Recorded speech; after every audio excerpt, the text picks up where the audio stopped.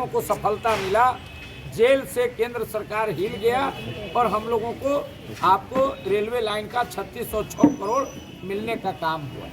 उसके बाद हम लोगों ने तय किया कि सड़क पर अगर हम संघर्ष कर रहे हैं तो सदन में भी हमें संघर्ष करना चाहिए। इसीलिए हम लोगों से कहा कि हम लोग ये जाति और पार्टी में बंट करके तो आंदोलन नहीं किया है, यह आंदोलन निर्दलीय तरीका का है, यह अरवल की जनता का है।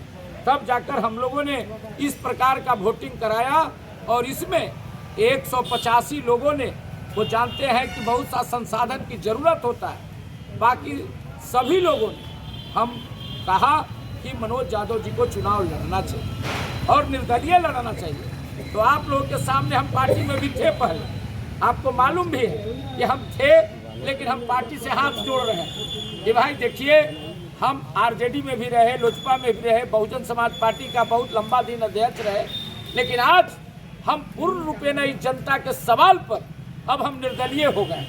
अब ये जो कागज है, ये आपको 99% 49,000 लोगों ने जो भरोसा जताया है कि आप निर्दलीय लड़िए, और ये लड़ाई बड़ी लंबी है। क्यों है? मतलब आप विधानसभा में, हाँ, विधानसभा 2014 में अरवल विधानसभा क्षेत्र में रेलवे संघर्ष समिति की लड़ाई को आगे बढ़ाने के लिए और मुद्दा को बढ़ाने के लिए लोगों का जो सर्वे आया, उसके अनुरूप मैं 18 तारीख को, 18 आने वाला 18 अक्टूबर को 20 तक नॉमिनेशन है, 18 को हम निर्दलीय प्रत्याशी के रूप में ये अरवल की जनता की आवाज़ बनकर हम नॉमिनेशन करेंगे और चुनाव लड़ने का काम। दूसरा बात है, यह इसलिए मैं बोल रहा हूँ, यह लड़ाई थोड़ा है कठिन, लेकिन है बहुत अच्छा। क्या है? ये आज हम बटे हुए लोग जो है जाति और पार्टी में, इसको फुलाना है। ये अरवल के सरजमी पर एक इतिहास बनाना है कि संघर्ष के बल पर भी जनता उसको मुहर लगाती है और सदन में भेजेगा। और इसी बुलंद आवाज़ को, इस बुलंद आवाज़ को हम लोग निश्चित तरीका से आपको इसको आगे बढ़ाने का काम करेंगे। इसीलिए हम आप तमाम लोगों को, आप क्वेश्चन कर सकते हैं। प्रपत्र के माध्यम से कितना सहयोग जनता से मिला आपको? 49,000 लोगों ने ये मतपत्र से हमको लड़ने के लिए सुझाव दिया। ये सुझाव है, वोट तो पड़ेगा 11 तारीख को, लेकिन लोगों ने सुझाव दिया तो मतपत्र दिया।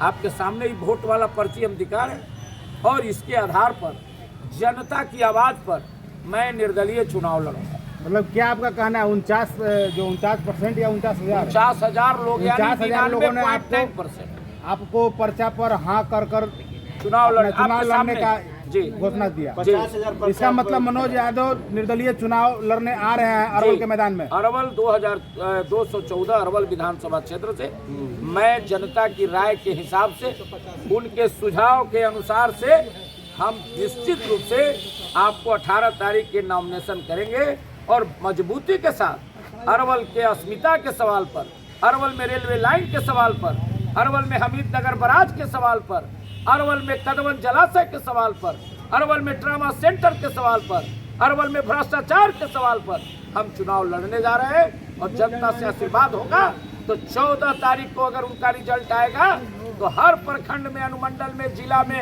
सारे लोगों को सम्मान होगा, भ्रष्टाचार और अफसरशाही खत्म होगा और अरवल में विकास का गंगा बहेगा। एनडीए और महागठबंधन के बीच में ये जंग जीत पाएंगे? देखिए, यही तो बात है। ये जो आप लोगों का सही क्वेश्चन है, ये आदमी तो बटा हुआ लोग है, दिल्ली जाके बैठा है कि हमको टिकट दीजिए। टिकट तो जनता के हाथ में है। राजा का बेटा हो या फकीर का बेटा हो, चाहे गुदड़ी का लाल नीचे हो, एक वोट बाबा साहेब अम्बेडकर ने सभी को दिया है। और इस